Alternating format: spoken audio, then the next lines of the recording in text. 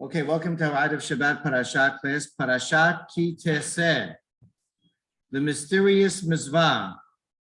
Yes, in the midst of the parasha with the most amount of Mizvot of any parasha in the Torah, 73, 74, depending on whose count you follow.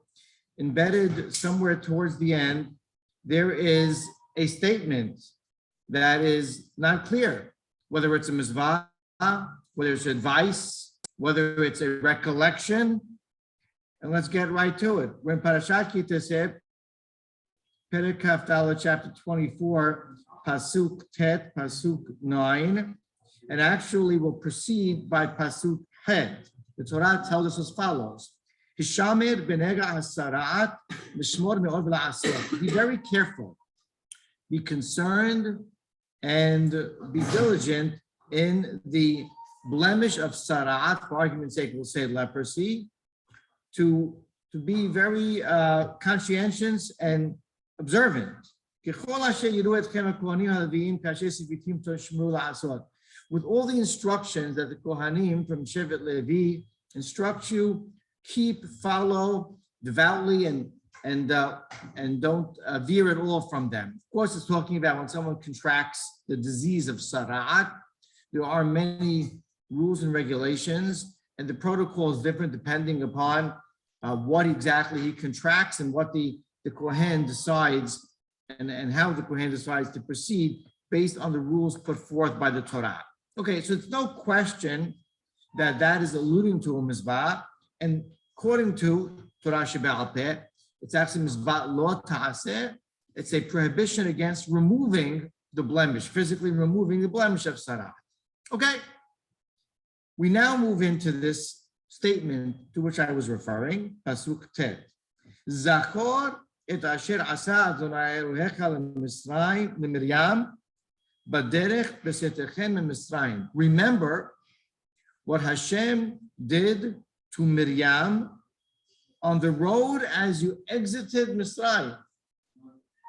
Mind you, there's no parasha, there's no paragraph, there's no interruption, there's nothing in between the previous pasuk and this pasuk.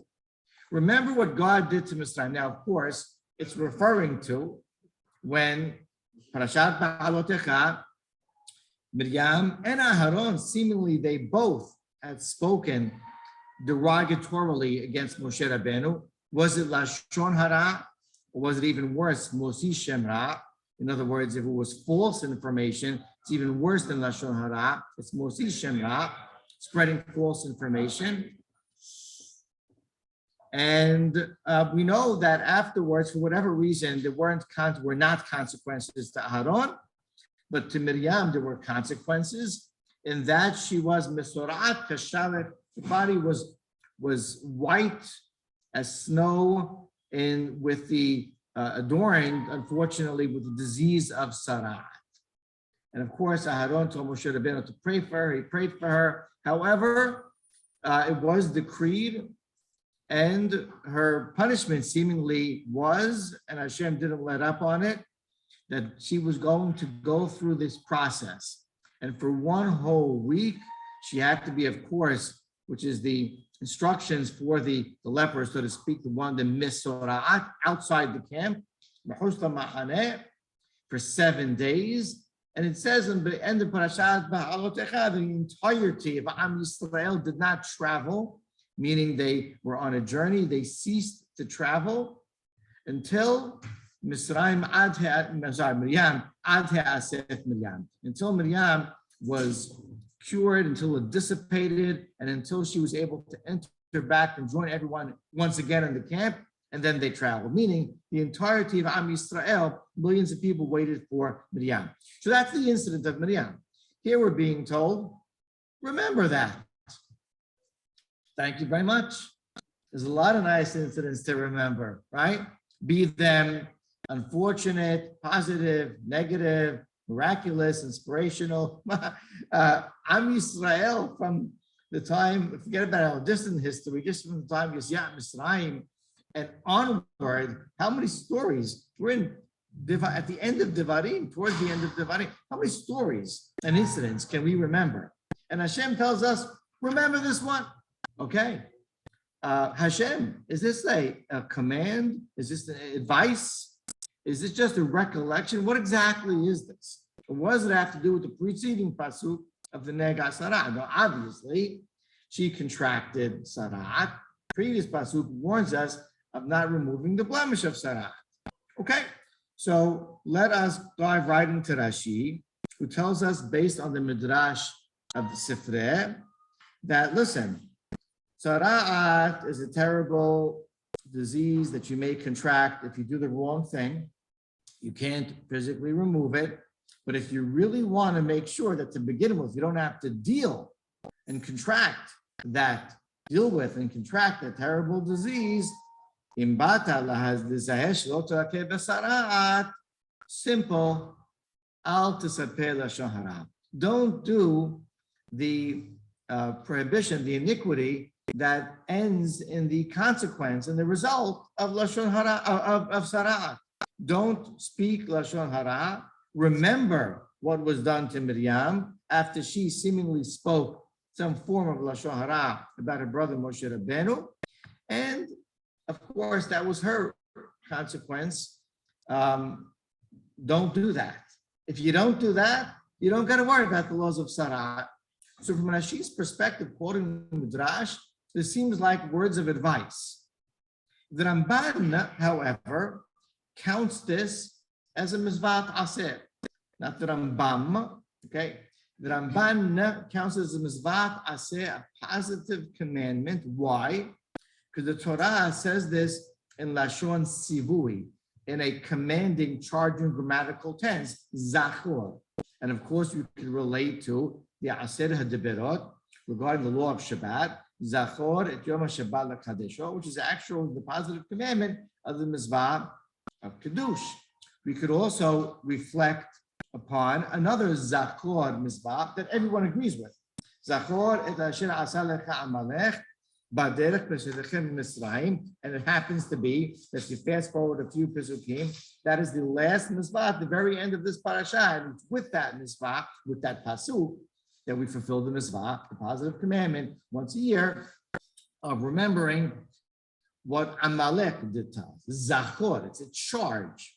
So seemingly, says the Ramban, when you anytime you have that presentation, it's a Mizvat Aseh, and it's a charge, and you have no choice. And in fact, he says that means, and it's based on the Midrash, it's not Zachor, it's not Balev, it's not a mental recollection, it's not simply an intellectual exercise, it has to be verbal. Zachor means that you verbally state something in order to remember whatever it is. With Shabbat, it's Kiddush. With Amalek, you actually say the Pesukim. You say the words, or you hear someone else saying them, right? Here, he says, therefore, we have to actually verbally say. What do we have to say? So we get to tell our children and our grandchildren, I remember what happens when you speak Lashon Hara. Look what happened to Miriam. Now, I'm going to, and by the way, the Rambam feels that the Mizvah of Lashon Hara is all wrapped into one single pasuk in Parashat Kedoshim, Lo terech rachil ba'amecha, whatever's associated with Lashon Hara, he counts as a Mizvah from that pasuk. The Ramban says, well, that's a Mizvah lo ta'aseh. But this is a Mizvat Aseh. This is a positive commandment, he says. Okay, so let's first explain the necessity for both. So he argues that Rashi says it's advice, that Ramban says it's an obligation. But for the necessity for both of them to have to explain here, of course, they're trying to explain the juxtaposition of the negative commandment, the prohibition of removing a blemish of Sara'at with the pasuk of remembering Miriam. But they're really alluding to here a problem. And the problem is that if you don't want me to speak Lashon Hara, or even worse, slander, Mosi Shemra, defamation, then just say it. Just say, don't speak it. In other words, wrap it and present it as a lo ta'aseh, as a negative commandment. Don't do it, right?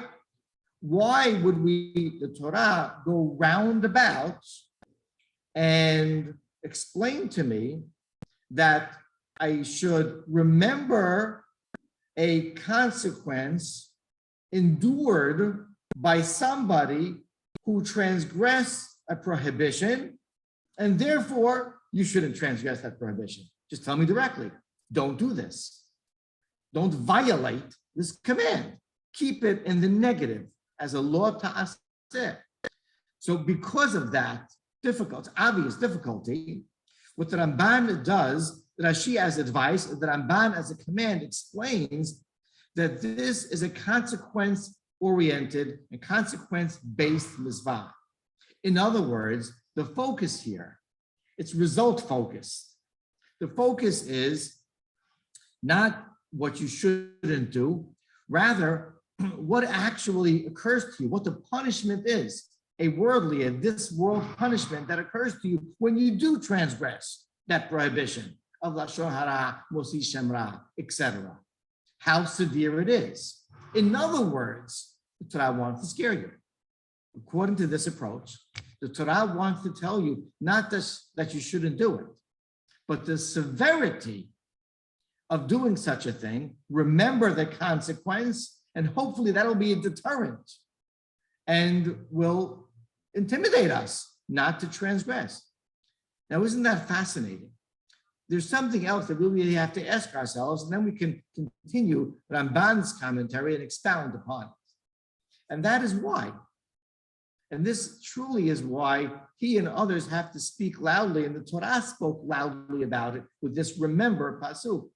The problem seemingly is that if you actually try to analyze in legal terms, what is the prohibition of slander or of defamation?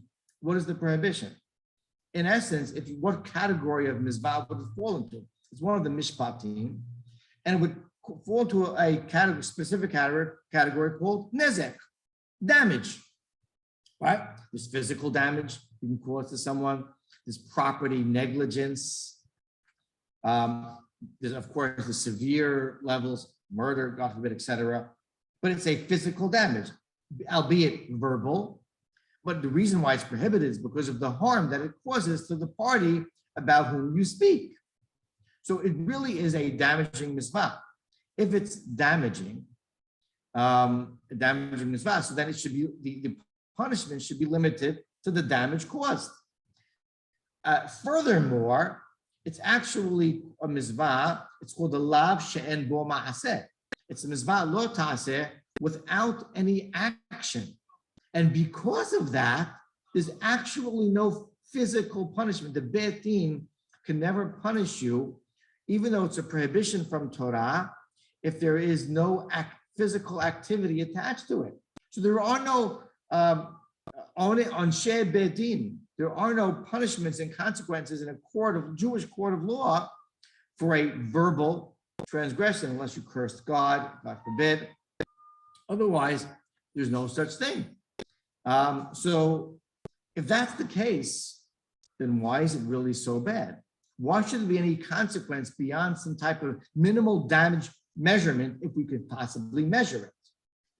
And I think that behind the scenes, what we're reacting to is some facts and figures that we know about Lashon Hara Musi Shemra. Famous Gemara in Arachin says that transgression of Lashon Hara is greater, or an impact, its negative impact, it's greater than the compounded averot of avodah zara, gilui arayot, the shivichu tamim, murder, adultery, and idolatry. What kind of dramatic statement is that for the Gemara to make? For something that's a nezek, a damage, a matter of harm, she'en bo ma'aseh, without even a physical activity that doesn't even get a prescribed physical punishment in Beit Din. And we know further that the introduction to Lashon Hara, the Havetz Chaim, tells us about 37 different mitzvot, positive, negative, that are attached to Lashon Hara and other verbal, its cousins and brothers, other similar verbal transgressions. We know that on Yom Kippur, in terms of the vidui, the confession, and different averot mentioned in different forms in our prayer, that the highest percentage discussion of all averot are those of the averot of Lashon Hara and its relatives, that are averot of the mouth, of defamation and slander and trickery and falsehood, etc. And so on one hand, legally speaking, it doesn't seem to be so severe. And on the other hand, in terms of our liturgy, our prayer, statements of Hachamim, and actual status given by the Torah, it seems to be of the most severe averot. And for that reason, the only way for the Torah to explain this is not to tell us don't do it, but it's to give us an example of what happens when you do it. And who the Torah pick on? No one less than Miriam HaNebiah, the great prophetess, one of the greatest women in the history of the Jewish people. And to that, the Ramban expounds upon this, what he calls positive commandment, Zachor. And what should you remember? Remember what HaKadosh Baruch Hu did to Miriam. And he says, if you think about it for a moment, think about Miriam for a moment. First of all, who was she? Her great status. Think about why she did what she did. Think about her motives. She spoke about, first of all, her brother, who she loved dearly. She spoke about something that she believed was correct and right.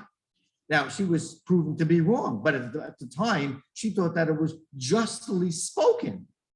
She spoke about this not in public, but in private. And she, when you would say, transgress, so to speak, on something in the most benign, harmless way that you can transgress on it. In other words, if you're going to violate Lashon Hara, this is the way to violate it in the least harmful manner. Essentially, that's what Miriam the prophetess did. And with all her merits, and with all her righteousness, and with all that she stood for, nothing protected her from the consequences and punishment of this Avirah. Remember, and this is the Ramban's elaboration as to why it's a consequence and result-oriented and focused mitzvah, and not just say don't do, but remember positively what happens to someone. That if Miriam and Nebiah, let's get into some learning tone, Gemara, Torah Shebe'al Peh, who is a prophetess, a woman of highest stature and righteous acts with good intentions, who did it out of pure love and concern, and was certain and careful not to publicize this with only very private comments, endured this terrible, painful, embarrassing punishment of Sarat Kalva Homer. Just imagine if it's someone who was ill-intended and someone who had just feelings of animosity about the person of whom he or she speaks, and someone who does not have the stature and the righteous deeds and all the merits of Miriam HaNebiah. Just imagine. And in order to act as a powerful deterrent, the Torah therefore frames a prohibition and a positive commandment. Think of Miriam and how she was punished, and imagine the consequences to somebody else. There's more to speak of. The Amit Davar, the Nesiv Alav Shalom, points out that Miriam, her Mosi Shemra, her defamation was shogeg. It was unknowingly. In other words, she believed the facts that she was presenting as true facts. So while she was blamed for speaking falsehoods, from her perspective, it was actually true. No, that's Lashon Hara, but it's not the more severe. And yet she was punished to the highest and to the nth degree, and even counted, according to many opinions, as a Moshi Shemra. Why is that? Shogeg, unknowingly. The reason is, as he explains, when it comes to Ben Adam LaHavero, Adam Mu'ad Le'olam. It's actually a term used in monetary law in Torah Shebe'al Peh. that a person is always responsible. Shogeg, mezid, knowingly, unknowingly. We always put the onus on the person, because when it comes to interacting between man and fellow man, you can't be too careful. Words, verbalization, speaking, safek de'oraita l'chumrah. Any shadow of doubt, you have to be as strict as possible and don't open your mouth. And therefore, even if you thought, I thought that was true, I don't care. You're accountable for those words. Even further, explains the Abad Banel. Look at the continuation of this pasuk. Zachor, remember what Hashem did to Miriam? Baderech besetechem min Mitzrayim, on the road leading out of Egypt. Everything that occurred to the Jewish people was on the road leading out from Egypt. What's so unique about this?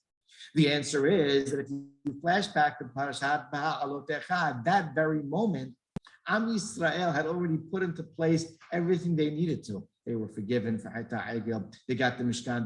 They had Matan Torah and Har Sinai. Then they got the Mishkan and built it and inaugurated it. And all preparations for being able to take it to the final step and level before they transgressed on Hetem Meraglim Mistina despise in Parashat Ba'alotecha was present. It was ready. They were rolling. And as Moshe Rabbeinu said in Parashat Devarim, Ahad Asar Yom Me'oreb Derech HaSe'ir Ad Kadesh Barnea. 11 days away, walking to Eretz Yisrael. You could just say, let me punish her and keep her outside the camp, but let the people roll. There are millions of people waiting to enter the land, to walk a few days from the land. And instead, reminds us the Avad Banel, what happened here was that HaKadosh Baruch Hu purposefully said, you all stay put. Respectfully, you'll wait for Miriam, but you know what that also meant? That also meant that millions of people were like, oh, had you already? When's this going to end? All right, let's go. Children crying, people hungry. And yet they're all looking at our great prophetess, the Nebi'ah Miriam, and knowing that we're staying put for 7 days. We won't take one step. Why? Because look what she did.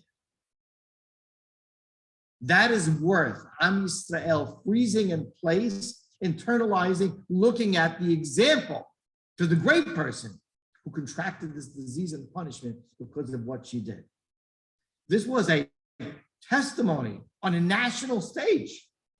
It was really a fiasco, but in a positive way for Am Yisrael to stop and look. It was baderech. They were on the way. They were stopped in their tracks. Stopped cold. Don't move. Zachor. Look. Remember. And therefore, this pasuk, whether you count it as a positive commandment in the 248 list or not, it doesn't really matter because the message is the same. The Torah Kadoshah is telling us that this is the only mitzvah that's flipped from a negative or added to a positive commandment to focus on the consequences of it, of all the mitzvot of the Torah, to embed in us, infuse in us this message that the most damaging type of avirah is that which comes out of the gift of speech, housed in a mouth that speaks godliness and Torah in the name of Hashem, is also the most potential damaging type of activity. Zachor, remember how bad it is. Remember the example I tried to make. Remember who the punishment befell upon. And remember how seriously I treat this avirah, says HaKadosh Baruch Hu.